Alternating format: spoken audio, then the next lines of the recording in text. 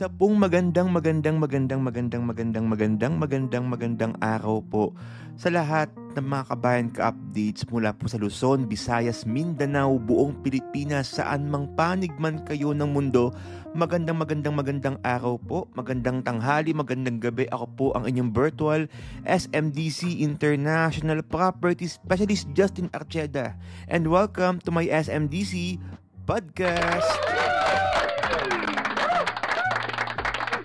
Okay, today is August 16.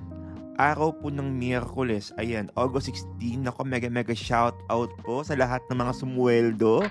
Sa lahat ng mga sumweldo ng ating mga kabayan ka-updates kahapon. O, kamusta na ba ang iyong pitaka?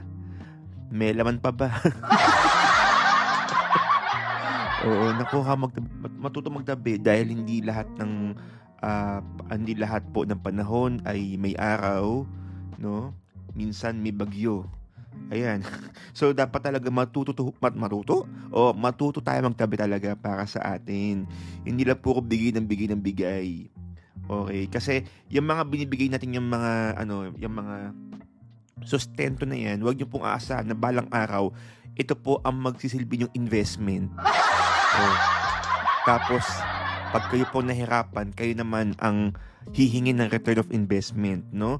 So, pag tayo po ay nagbigay sa ating pamilya, sustento, wag na tayong mag-expect ng kapalit, no?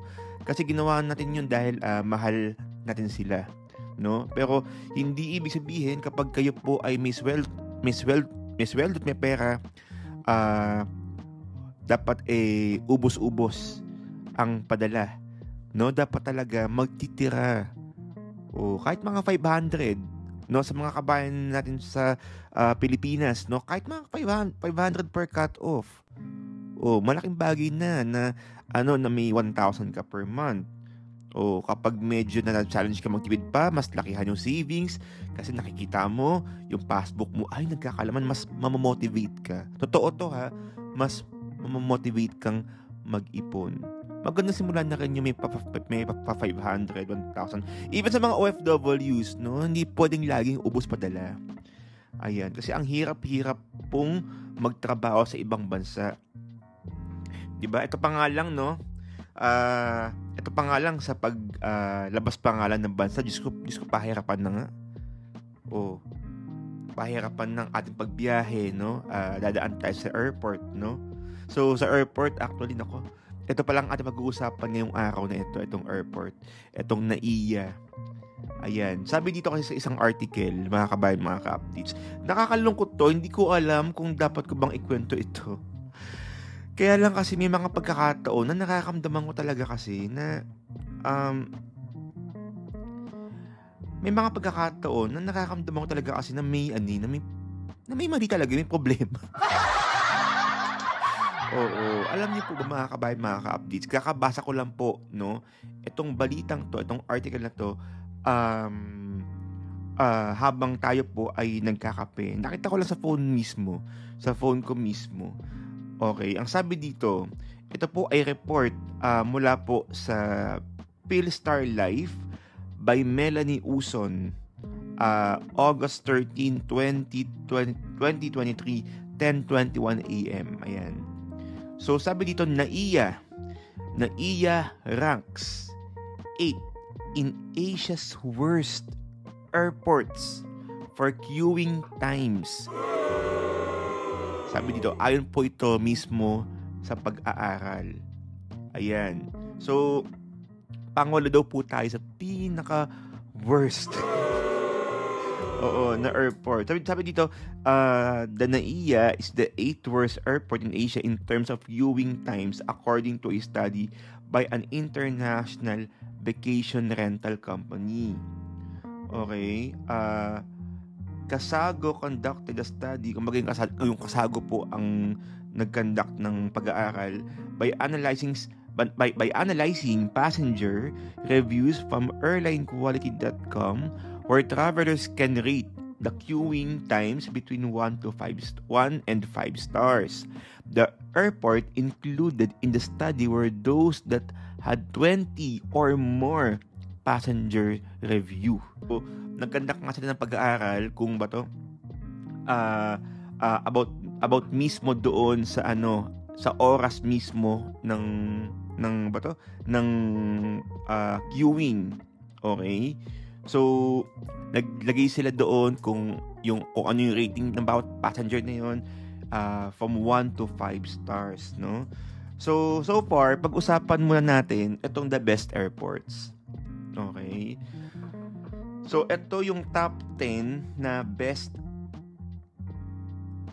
airports or ayan naman tayo Ayan naman tayo mag-coffee muna tayo sandali. Wait lang. Diyos ko, ito na naman tayo Oo, puro S tsaka R. Ayan, dyan na nahihirapan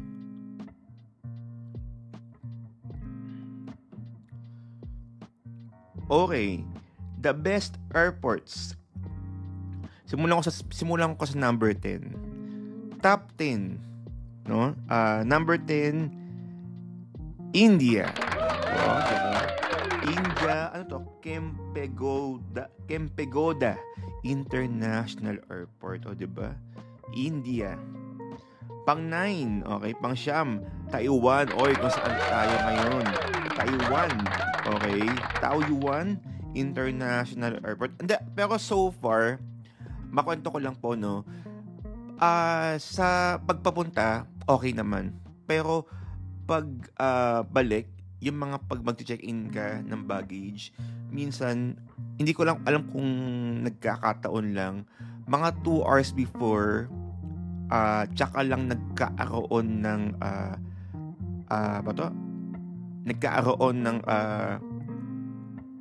ng staff from the airlines doon mismo sa mga check-in baggage, no? So, di ba tayo mga Pilipino parang gusto natin medyo maaga talaga yung pagpila. Minsan nga mga 4 hours pa nga lang pumipila na nga tayo dun mismo sa check-in baggage 4 hours before our flight, no? Pero dito mga 2 hours. Okay, kasi last time ang sinakyan ko po ay AirAsia. Basta parang kung ang flight ko ay 9 o'clock ng gabi, mga 7 o'clock ng gabi, andun, tsaka lang sila pupunta. Minsan mga 7:20, ganyan. What if kung 9 o'clock ng gabi yung flight mo? So, or di naman kaya, nasa pinakadulo ka ng iyong pila. Kasi nga may mga nakapila ng mga may mga nakapila ng mga 5 or 6, no? So, ang maganda naman so far sa atin, may nakatao agad kahit anong oras pa yung plane mo. Siguro kahit mga 5 or 6 hours pwede na nilang tanggapin or pwede ka na mag-check-in. Doon talaga literal na 2 oras bago ka makapag-check-in. So sana maayos ng AirAsia. Oo, AirAsia doon mismo sa Taiwan. So laging ganoon, ang haba lagi ng pila. Pero in all fairness naman doon sa immigration, medyo maganda-ganda naman takbo. Hindi gaanong pahirap talaga. Oo. Anyways, wala nang perfecto. So, baka ganun talaga sila. Pero wala namang nahuhuli sa In all fairness naman, yung lahat ng mga pumila doon nung batch namin pauwi ng Pilipinas, doon mismo sa Taiwan, lahat naman nakauwi naman sila. Wala na iwan ng eroplano. Okay. Oy, pang-8. Ito, matutuwa si dito, si Pax D. Ayan, nakumuha ng South 2 Residences, Bahrain. Ayan,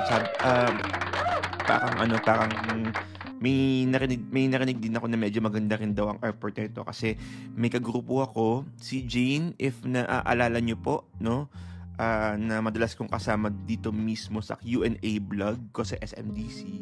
Kasi one time, nung sila po ay nagpunta ng Dubai, meron silang ang tawag ito, parang layover ba? Parang may pangalawang silang bababaan na bansa. Ayan, so Bahrain. Ayan, medyo maganda daw ang Bahrain Airport in all fairness naman. Pang-7 kung saan nag-i-stay ang mga taga BTS, South Korea. Pang-7 si South Korea. Pang-6 si Japan sa Tokyo Narita Airport.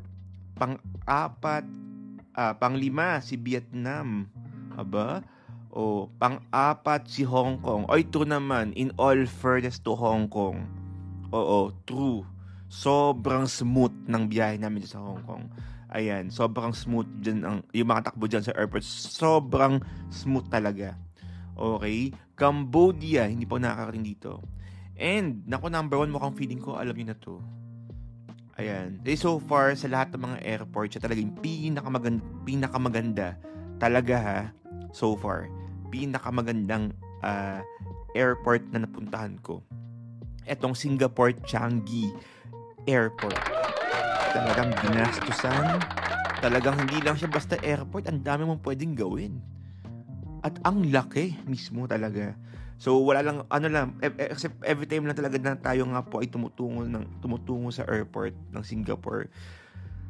Parang mabilisan lang dahil syempre inaalala mo yung flight mo, ganyan. So tumitingin lang ako sa mga stores, tapos nagko-coffee lang ako dyan. Pero yun nga, hindi ko lang alam kung totoo. Meron daw libreng sine. Tapos pwede ka daw maligo dyan, may pool daw dyan. Hindi ko alam ha, sabi-sabi lang naman na naririnig ko. No, kasi hindi ko rin nasisilip yung buong Singapore Airport. Pero ang dami nagsasabi, super ganda daw talaga. Even doon mismo sa mga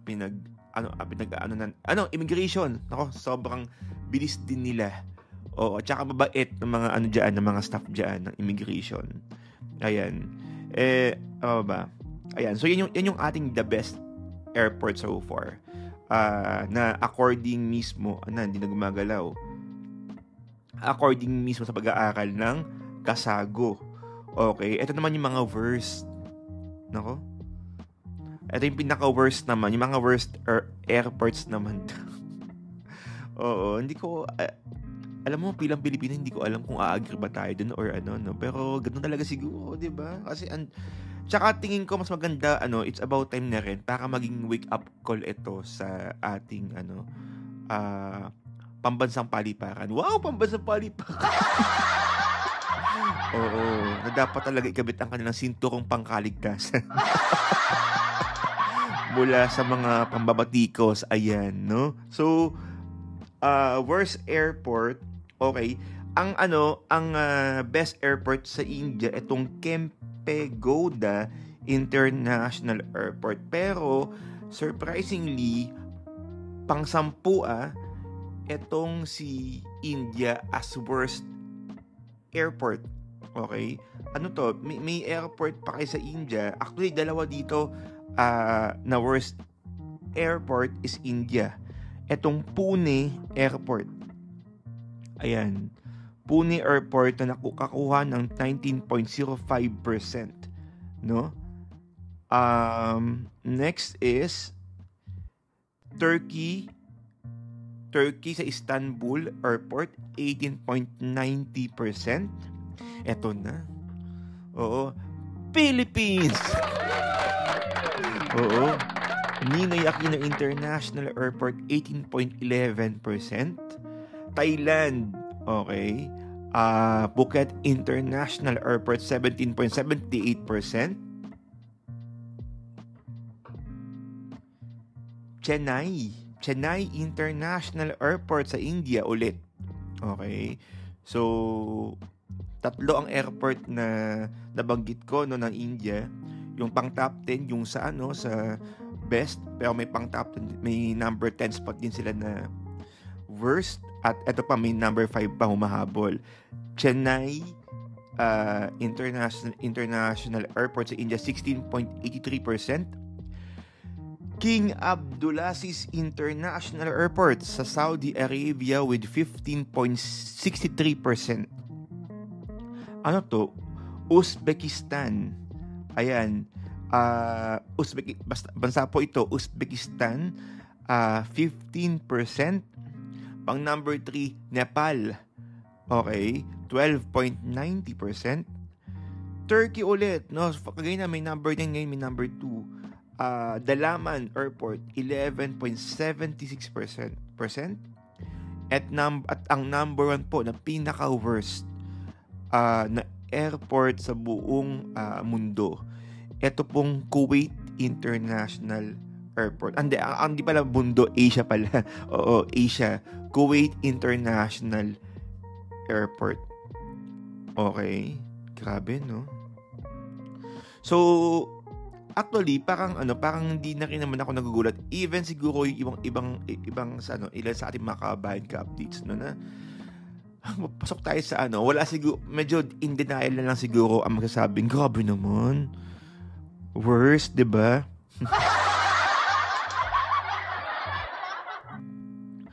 Pero kasi ako bilang madalas po kasi tayong umaalis, no, napalabas po tayo ng SMDC for deployment, at kahit ako naoobserbahan ko talaga yung takbo ng ating pambansang paliparan, lalo na mismo sa immigration. Oo, gusto ko lang ibahagi sa inyo yung nangyari sa akin first time kong alis, no, first time kong alis mismo sa immigration. Ayan. First time kong alis, parang papunta po ito ng Dubai. No, papunta ng Dubai. So ako, parang sabi ng mga iba, basta ang importante, huwag kang kakabahan, huwag kang maging consistent ka sa sinasabi mo kasi wala ka namang tinatago, wala ka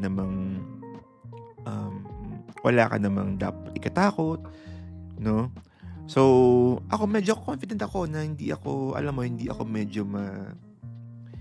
kakabahan kasi malinis at alam ko ang intention ko kung ba't po ako pupunta mismo ng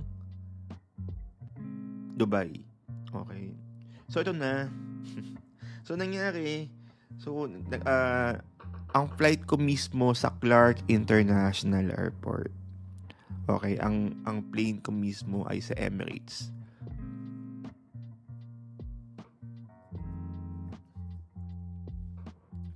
So ngayon, parang nag-check-in na ako, ganyan.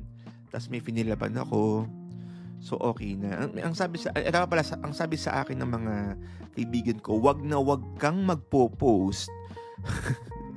Wag kang mag-post ng passport at ticket kapag hindi ka pa lumalagpas ng immigration mismo. Okay. So ako naman ginawa ko, okay, sige, wag tayong mag-post ganyan. So nangyari ganito, eto na, immigration na po, no. Nakapangliwa po akong pila.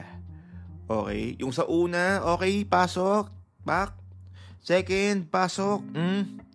Third, pasok, okay. Ma'am, pasok, okay na po. Panglima, okay, ikaw na.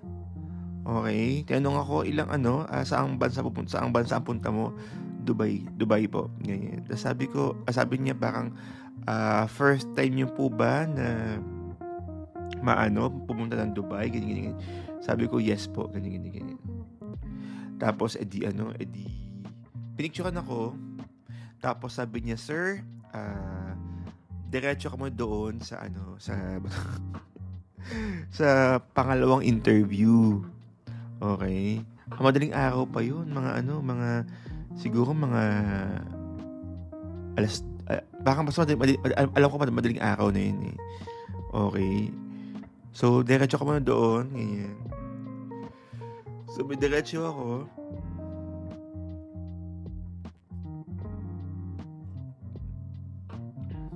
May 4 na cubicle at sa gitna may isang lalaki at may isang babae. Okay? So, ngayon, parang may na-fill up sa akin. Pinagmamastan ako ng isang babae at isang lalaki. Ngayon, parang kasi habang nag-type ako, hindi ka maiwasan. Kailangan ko mag-update sa aking mga bossing. Ganyan. So, nagte-text ako. Ganyan. Tapos, medyo chill pa ako. Tapos, hulat ganyan. Tapos, napatingin ako sa kanila. Tinitignan talaga nila ako. At tapos yung lalaki, parang bumubulong pa sa babae na. Ano yung pagbulong? Ba't may pagbulong-bulong ganyan? May pagbulong-bulong. So, ako parang okay, typical lang na parang walang reaksyon. Kailangan kong tapusin ginagawa ko hanggang sa nagpunta na nga ako mismo sa cubicle. Wala akong kasama. Ako lang nakaupo doon. Ako lang parang hinaharang kasi. So lalapit na ako sa lalaki mismo. Tapos sabi niya, ay, hindi kayo dito, doon kayo sa kabila, ganyan. Sa kabila ako. Oh, hello po, good morning, ganyan. Okay, sir, good morning. So, saan ang punta mo? Dubai po. Anong gagawin mo doon? May meet po mga clients, ganyan. Ba't sabi ko, may meet po ako mga clients, ganyan. Ba't mo i-meet yung mga clients mo? Ganyan. Sabi ko, taga SMDC po ako eh. Bakit ka papalabas ng SMDC? Ano meron sa'yo? Bakit ka bigla? Di ba ang mga consultants, kaya yung mga nagka-flyering sa mall, ba't lalabas ka? Sabi ko, utos po ng kumpanya na lumabas po kami, ganyan. Sabi, at saka yun din po, nakakota na po kasi ako. Okay, so, sa mga hindi po kasi nakakaalam, parang, tuwing kayo po ay nakakota mismo as a consultant, doon lang pwedeng palabasin ng kumpanya yung seller mismo. So sabi, nakakota ka na. So anong prueba mo? Asan yung proof mo? Pinakita ko yung mga certificate, yung mga awarding. Sabi niya, kaya ko naman gumawa ng ganyan eh. Kahit high school kayang gumawa ng ganyan. Pinakita ko yung sa GC, yung mga pictures ko, na may mga yung mga congratulations, ganyan. Sabi niya, bato, pwedeng doktorin din naman to, pwedeng pwedeng gawin lang sa Canva yan, ganyan. Sa bato. So, ano ba bang hawak mo diyan? Ganyan. Sabi ko, yun lang po yung proof ko para alam mo yun, para mapatunayan ko sa inyo na pinalalabas ako ng company. Tapos yun nga, naalala ko bigla, may COE pala ako, yung Certificate of Employment. Pinakita ko sa kanila, pero wala pa din. Parang, sige, ganito, marami kang benta, diba? So, magkano yung nakuha mo komisyon? Ganyan. Ganun mga interrogation talaga nila. Sabi ko, actually, ma'am, wala pa ako natanggap sa taong ito kasi nga medyo wala pang nare-release, wala pang nakukuha. Sabi niya, paano ka makakalis? Wala ka palang pera. Wala ka palang budget. Ganyan. Sabi ko, may budget naman po ako. Ganyan. Siyempre, hindi kasi sabihin ko na magkano yung budget. Sabi niya, paano makikita? Wala kang bank statement, wala kang ganyan. Hindi pwede, ganyan. Gaganon siya. Sabi ko, pwede niyo naman pong i-check yung video online ko. Ganyan. Magkano ba lang ng video online mo? Ganyan. Gusto samahan niyo po ako para kumbaga kasi ATM sana para dahil pag screenshot baka pagdudahan pa niya. Kung gusto niyo samahan niyo po ako mag-withdraw ganyan. Hindi, sabihin mo sa akin magkano. Tapos sinabi ko yung amount. Tapos nagkatinginan silang dalawa nung lalaki mismo na kasama niya. Sabi na lang niya ganito, okay, sige sir, ganito po, yung visa nyo is 30 days lang ha. 30 days lang po yung visa nyo. Okay, so after 30 days, balik po kayo ng Pilipinas. Okay, so maligayang paglalakbay po. Ingat po kayo ha. Again, balik po kayo dito after 30 days. Sige po, salamat, bye-bye. Biglang bumait, oo. Ganun talaga yung pagkaka-deliver yun ng words, parang sa sobrang bait, parang gusto kong bigyan ng pamasko. Bigla siyang bait nung binanggit ko yung dala ko, kasi syempre kailangan namin ng budget for a hotel, ganyan. So nagulat ako, then doon lang ako nag-post. Pero with that experience sa immigration, parang yun yung first and last ko na naka-encounter sa kanila na medyo nahirapan talaga ako. Pero parang sa una, maiintindihan mo parang ina-assess ko yung sarili ko kung tama ba yung pag-i-interrogate, no? Kasi ang lagi nilang dahilan is the human trafficking. Pero ito talaga, parang ano parang hindi lang, yung interrogation, parang iba yung dating sa akin. Parang hindi siya healthy for a first timer. Na halimbawa, kung hindi trabaho ang pinunta mo, parang ang gusto mo lang naman ay mamasyal. Parang matutuwa makaagad sa mga tanong talaga ng mga ng mga um, immigration. Oo, pero sa akin so far, kung yun man yung yun man yung pinaka point nila sa human trafficking, siguro yung mga tanong makiayos, medyo naman yung parang hindi naman parang na parang naliliitan, 'di ba? Yung mga turista, yung mga kababayan natin. Kasi may mga times talaga, lalo pag ikaw ay first timer mo umalis, parang iba talaga kasi ang treatment. Hindi ko alam kung bakit ganun. O siguro inisip ko na lang talaga na baka kasi trabaho nila talaga na manghuli, no? At proteksyonan yung lalabas ng Pilipinas. 'Di ba?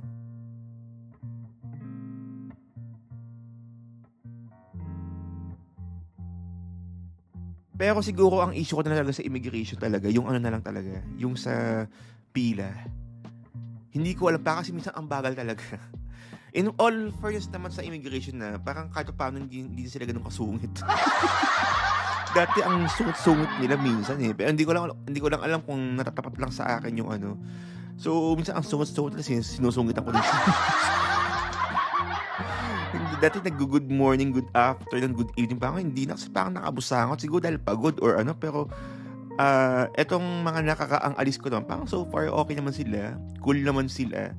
Ayan. Pero yun nga lang, one time, nung tayo po ay nagpunta ng Hong Kong, Macau. Oo, Macau. Sobrang bagal. Ang haba ng pila. Okay? Ang bagal, ang haba ng pila dyan mismo. Ang dami-dami na nila pero hindi nila ma-accommodate ng tama yung mga pasahero. Hindi ko alam kung bakit.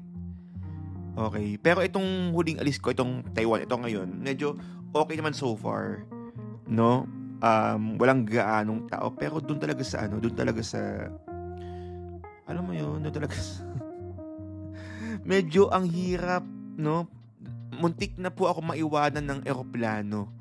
So, basta parang siya, kung based sa pagkakaalala ko nung nag-Hong Kong ako, ang oras po ng lipad ng aming eroplano ay 6 p.m.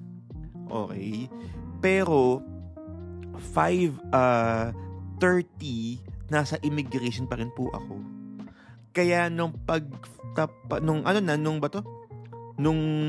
basta mga 5:35 after ng immigration x-ray, ay takbo talaga ako. Tapos nagulat ako, yung mga pasahero nakatingin sa parang ako na nahuhuli. Pero talaga kasi sobrang hirap ng time na yun. Hindi ko lang alam kung marami bang pasahero or maraming nagkaroon ng changes sa flights. Pero grabe yung time na yun. Sana maayos ito ng NAIA. Kasi ang dami-daming nagmamahal ang ibang ating mga turista, no? Mga foreigners, ang dami-daming nagmamahal sa ating bansa dahil sa mga magandang pinapakita natin sa mga turista, no? Lahat po ng mga biyahero natin, lahat ng mga turista, sila po yung umaalis at dumadayo sa Pilipinas para magbakasyon, mag-relax. So sana maayos, no? Sana maayos ito dahil parang dito pa lang sa lapag pa lang nila ng eroplano at pagpasok pa lang nila sa ating pambansang paliparan, talagang minsan kahit gaano ka-fresh, parang makakamdaman mo yung stress, yung drain, 'di ba? May mga ganun So hopefully sana maayos ito na NAIA. Maging wake up call ito sa ating pambansang paliparan talaga. Dahil nakakahiya. Oo, nakakahiya. Pero again, naniniwala ako na may mga magbabago ayan sa takbo ng NAIA.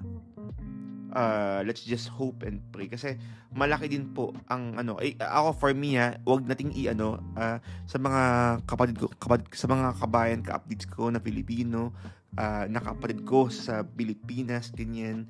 Ako pa yung kapatid lang mga kabayan, mga ka-updates. Siguro mas maganda kaysa magsisihan, kaysa alam mo yon, magturuan, ipanalangin na lang talaga natin. Kasi etong nakakanasan mismo talaga, ako naniniwala ko bugbog na talaga ang immigration. Naniniwala ako dyan. Pero ipanalangin natin, no, yung mga nakaupo dyan, yung mga official dyan mismo sa immigration, sa customs, 'di ba, sa NAIA, na i-guide sila ng Lord talaga na maging smooth, no, yung flow ng traffic ng mga tao dyan, sa pag-aayos ng mga check-ins, okay, sa immigration. Kasi rin po, malaki ang ambag din naman ng ating mga pambansang paliparan, kaya tayo may mga turista, no? Malaki rin sila po ang nagiging susi para makapasok ang ating mga turista at dumiyahe po, no, dumalaw sa ating mga tourist spot dito mismo sa Pilipinas, na kung saan malaking bahagi rin ng pagdami ng ating mga turista, malaking bahagi din po ito sa ating ekonomiya. Okay? So yun, panalangin na lang talaga natin, Diyos ko Lord. Pero yun, immigration, NAIA, customs, we'll pray for you. Okay, we are believing you. Kayang-kaya natin yan. Ayan, sana po wag ko kayong sumuko, mag-isip pa ng mga bagay na dapat gawin, no, para maging maganda po ang takbo ng ating pambansang paliparan.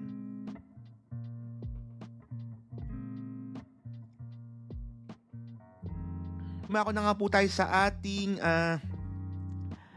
project of the day. Ayan yung pag-uusapan natin ngayon sa SMDC. Parang mapapansin nyo, tayo po ay may ang sequence lagi ng ating podcast ay yung may kwento sa una na walang kinalaman sa SMDC, and then sa pangalawa yung yung SMDC, kasi ayoko yung parang naumay kayo, no, kasi katulad niyan SMDC updates puro na lang SMDC daw ang kinakwento ko sa Facebook page, puro SMDC na lang daw. So dito, sana po nag-e-enjoy kayo sa mga kwentuhan natin. Parang ito ay parang parang bonding lang natin, 'di ba? Kasi ang sarap din ng nag-uusap na parang tayo nasa tindahan habang nagtitinapay at soft drinks, ganyan. So yun na yung gusto kong vibe na na maipadama sa inyo, na nasa ang panig man kayo ng mundo, 'di ba? Parang pwedeng tayo magkakatropa, hindi yung mga puro kliyente ang turato natin sa inyo or So medyo na lang, parang tamang usap lang, 'di ba? Hindi puro mga SMDC, 'di ba? Oo.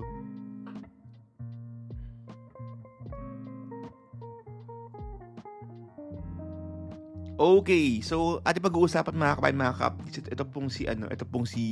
ito pong dalawang project. Pinag-uusapan natin kaganina is NAIA. Ito pag-uusapan natin ngayon ay dalawang project naman na malapit mismo sa NAIA. Okay, ito pong Gold Residences and Gold Reso. Okay, so ikukumpara lang natin, no? Kasi may nagawa na akong vlog na to, pero gusto ko lang pong gawa ng version sa ating podcast. Okay, kasi marami sa atin, kahit siguro mga kliyente ko nag-ask din sa akin, parang may mga gold residences, may gold reso, bakit ang dami nyong kategorya, ang dami nyong kategorya, ang dami nyong mga ganap, ba't di na lang mag-focus sa gold residences? Well, simply because meron din tayo kasing meron din kasing need ang market na kailangan ibigay, no? may mga scarcity na tinatawag. Hindi lang din kasi puro residential lang ang malaking hinihingi sa atin. Okay? So, ngayon po kasi talagang dumarami na rin po ang mga offices. At alam niyo po ba mga kabayan ka-updates, no? Sa bandang Parañaque, malaki po ang kakulangan natin when it comes to office spaces po diyan. Okay, kasi ang lugar na 'yan, parang parang nabuo siya or parang nakilala siya mismo as a new port city. Okay? Yung lahat na may kinalaman mismo sa lahat na may kinalaman mismo sa yung mga negosyo diyan, lahat na may kinalaman sa mga tour package, may kinalaman mismo sa may kinalaman mismo sa eroplano, ganyan. Okay? Yan yung mga yan yung mga negosyo na nabuo diyan mismo sa Parañaque, and na-realize ng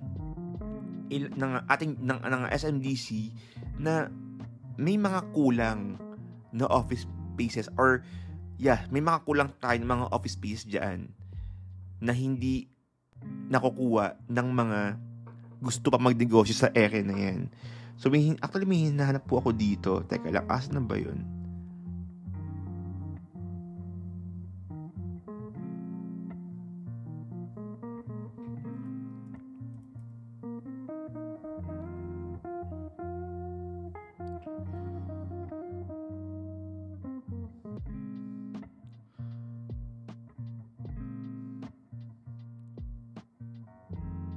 Ayan, so parang ang mga negosyo kasi na nandyan mismo sa lugar na yun, sa Parañaque, may mga kinalaman sa mga airline, transport, okay, sa mga logistics, ganyan. So, parang hindi pa parang ang gusto kasing natin makita rin dito sa Parañaque, hindi lang siya ma-establish as new port, di ba? Parang ganun ang dating.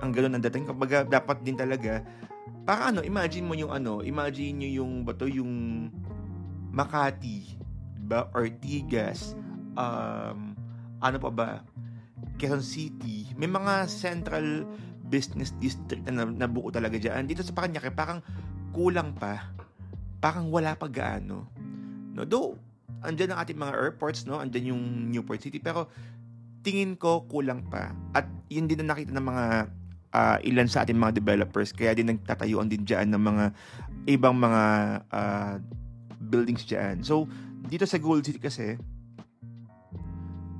okay, nagtayo po sila gold residences. Okay, gold residences. And then, after that, yun nga, yung gold reso. Okay?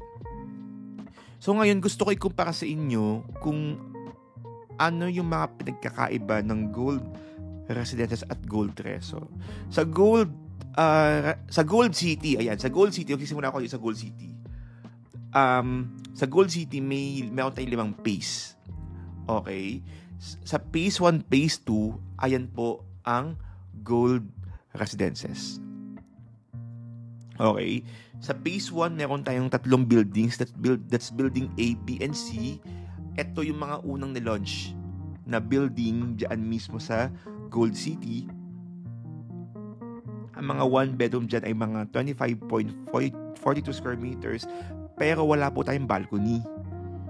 Okay, dyan po mismo sa building ABC. Ito yung nakikita nyo mismo sa aking mga updates.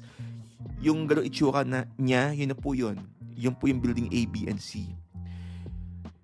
The phase 2, ayan, yun po yung building D, E, F, G, H. Okay, so sa building D, E, F, G, H, may mga 1BR dyan na walang balcony. May mga 1BR dyan na may balcony. Okay, so pero hindi po lahat ng units sa phase 2 ay may balcony. May mga ilan lang din ang may balcony. So ako po kumuha po dyan, building H. No? Ayoko na sabihin kung saan floor. Pero kumuha po ako dyan, building H. Kasi may napili ako dyan na magandang property or magandang unit na pwede kong ipa-Airbnb. Okay? And pwede ko rin gawing opisina. I mean, sa akin lang, hindi pwedeng reso, no? Hindi pwedeng magpapasok ko ng empleyado. Sa akin lang, na parang office room ko lang in case. Pero medyo tingin ko, papa-Airbnb ko nga siya.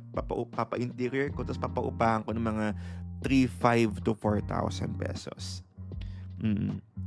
Diba? And then after that, baka yung loan ko sa bangko, yung guest na po ang magbabayad, diba? Kasi yun talaga yung plano ko. Kukuha ko ng property, and then ipapa-Airbnb ko, and after that, kukuha ulit ng isa, ganun po, no? Kasi, super lakas ni SMDC. Lalo na ito, airport pa ito.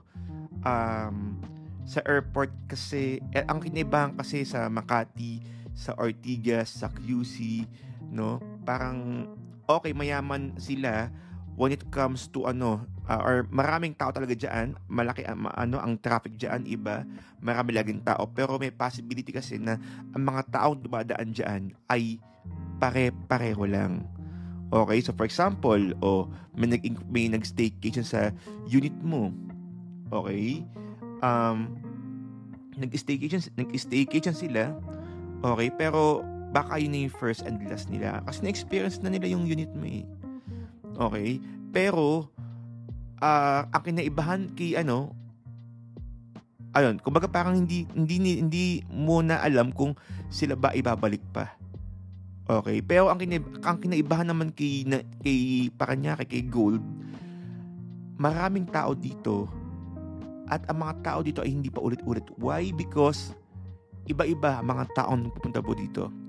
Sa airport pa lang, hindi lahat ng tao ay pare-pareho lang na nandyan sa loob ng airport. Iba-iba po yan dahil may mga turista. At pag baba ng turista sa Pilipinas, ang unang-una pong hinahanap mismo ay hotel. Kaya yun po talaga ang plano ko. Kaya po kumuha mismo ng Gold Residences. Kasi plano ko talaga ipa-Airbnb. So, okay, ang dami ko nang nasabi sa Gold Residences. Ayan. So yun po, sa phase 1 may 3 building, that's A, B, and C. Sa phase 2 may 5 building sa phase 2. Wala tayo. May 5 building po sa phase 2, that's D, E, F, G, H. So sa building A walang balcony, sa phase 1 walang balcony, sa phase 2 may ilang units na may balcony. Sa phase 3, ito po ang Gold Reso, 2 lang ang buildings natin dyan. Okay? 2 lang ang buildings natin dyan. That's Tower A and Tower B. Okay?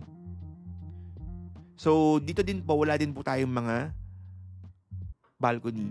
Ang perspectives po ng Gold Reso talaga is para talaga siyang commercial or office talaga yung perspectives niya. No? So, kaya walang balcony. Kasi after all, wala namang office na may balcony, di ba? So, wala tayong balcony sa Gold Reso.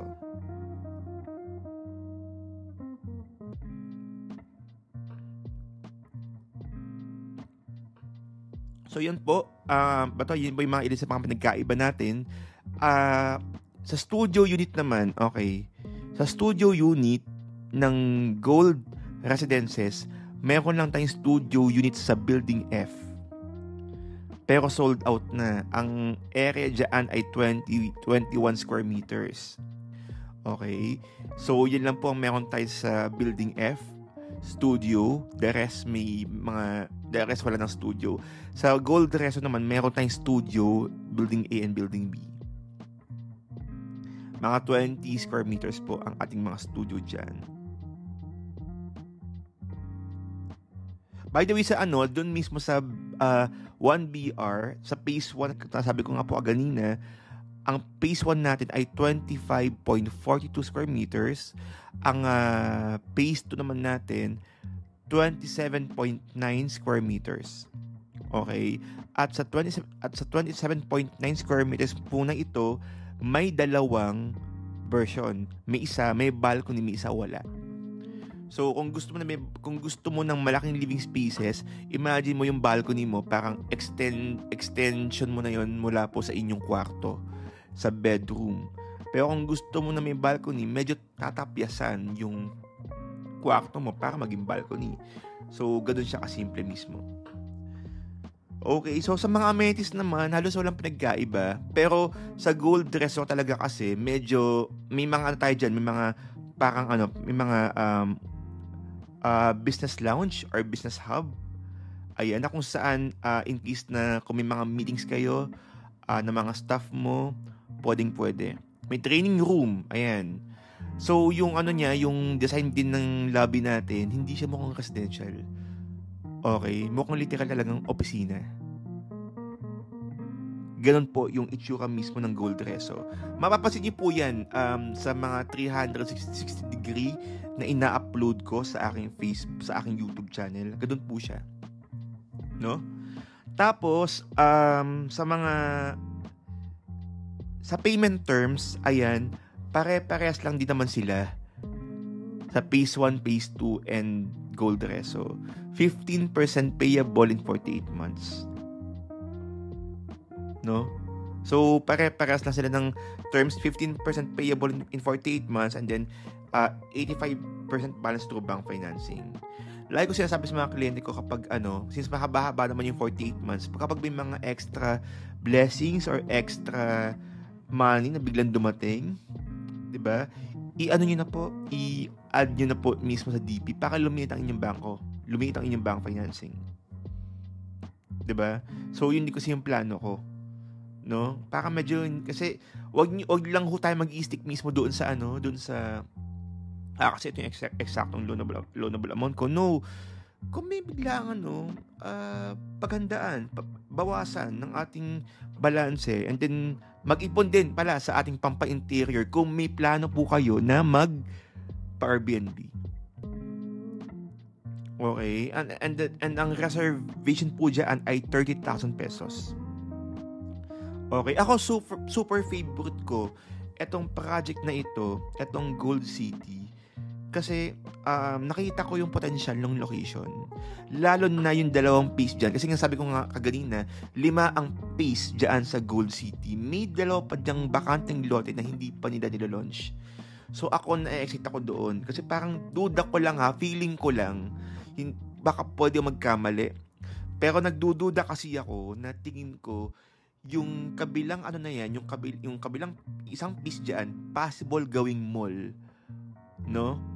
Or hindi ako sigurado. Tingin ko lang naman possible na gawing mall ang SM, ang isang piece diyan, parang imagine SM Gold Mall. Imagine that, no? Tapos yung mall kulay gold. Oh, tsaka sa area kasi yan, parang sabi ko nga, kulang ang ating commercial spaces diyan. So tingin ko possible magkaroon ng mall. Who knows, 'di ba? Pag nangyari 'yun, mas lalong lalaki ang value ng mga property diyan mismo sa Gold City. Yung mga kapitbahay ko diyan, mas lalong lalaki po ang ating property value diyan sa Gold City. Okay, kaya nga ako super excited ako. Lalo na kapag na-turn over, ay nako. Itong Gold Reso, sabi ko nga kung kaya pa talaga, kukuha ng Gold Reso talaga. Kasi ang ganda talaga. Kung nakita nyo mismo yung kung nakita nyo na po yung sa COD, City of Dreams, may mga hotel doon, baka ganun nga yung kulay ng building, kulay gold. Or mas maganda pa doon. So, super na-excite ako. Nako, sabi ko nga sana talaga kung kaya pa talaga tayo i-bless ng Lord, 'di ba? Kukuha ako. Pero again, sabi ko nga kung kaya. Kasi may mga ibang kliyente dito parang alam niyo may mga ibang totoo lang po, real talk lang po tayo dito. May mga ibang clients tayo dito na kuha ng kuha.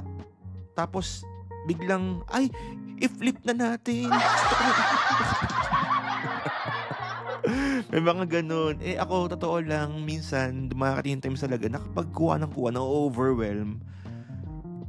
Ako na mismo nag-i-remind. Kasi, possible po kasi, ito po kasi yung mga kabayan ka-updates, no? Possible din po na kapag marami ho kayo kinukuha, okay, and then yung hindi niyo po natuloy, kami rin po ay naka-question ng kumpanya. Totoo po ito. Hindi ko inaano to, no?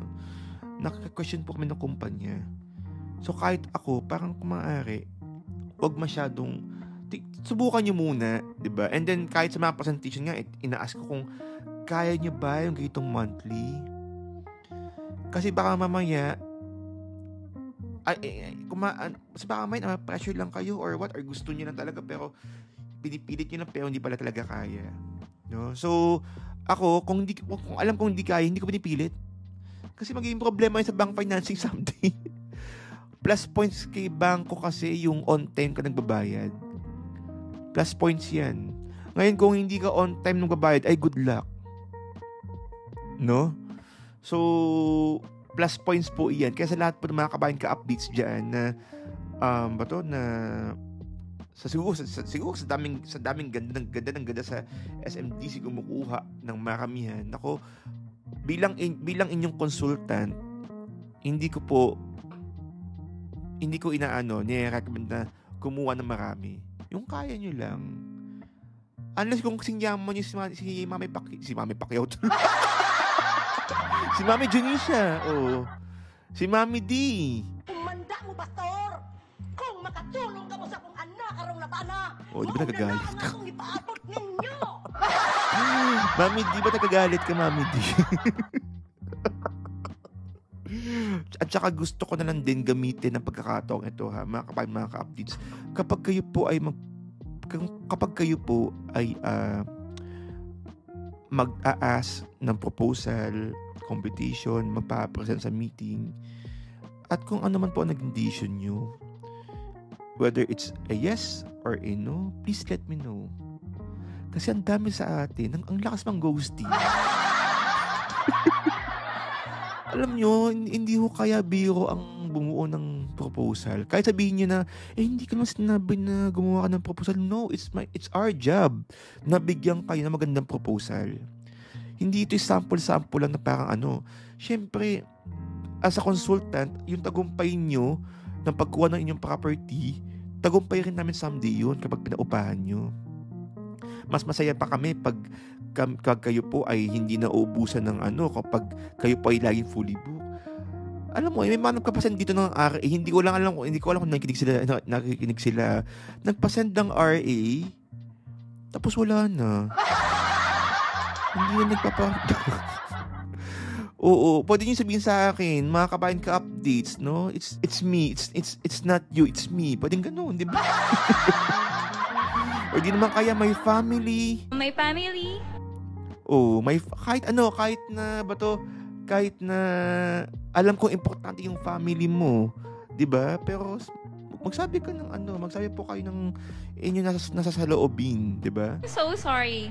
My family. Kahit utal-utal ka, 'di ba? Oh, walang problema. Oh my God. Pwede mo sabihin sa akin. Makikinig po kasi bilang anak, ako may pamilya rin ako at inaasa at may mga pagkakataon na sina-check ko rin po yung family ko sa bawat na decision na aking pinapasok, 'di ba? Pero yun lang naman, kahit na ano pang dahilan, syempre sana 'di ba, magbigay din po kayo ng para may closure naman tayo, uy. Oo, may closure naman. Ayan, sa lahat po ng mga clients ko na baka po nakikinig sa atin, please let me know po. No? Super na-appreciate ko yung mga taong naging totoo sa akin na tulad yan sa iba po kung nakakuha. Wala akong problema sa akin yun. Pero yung tipong kahit paano kasi once upon a time may nabuo po tayong relasyon, nakilala natin ang isa't isa sa pag-present ng project. So, tingin ko din po kasi Diyos ko, parang pamilya ko na rin po ang mga kliyente ko dahil halos lahat ng oras ko nasa kliyente ko. Yung pamilya ko nanlilimos ng oras sa akin. Naintindihan niyo yun, tapos bigla niyo ko i-ghosting.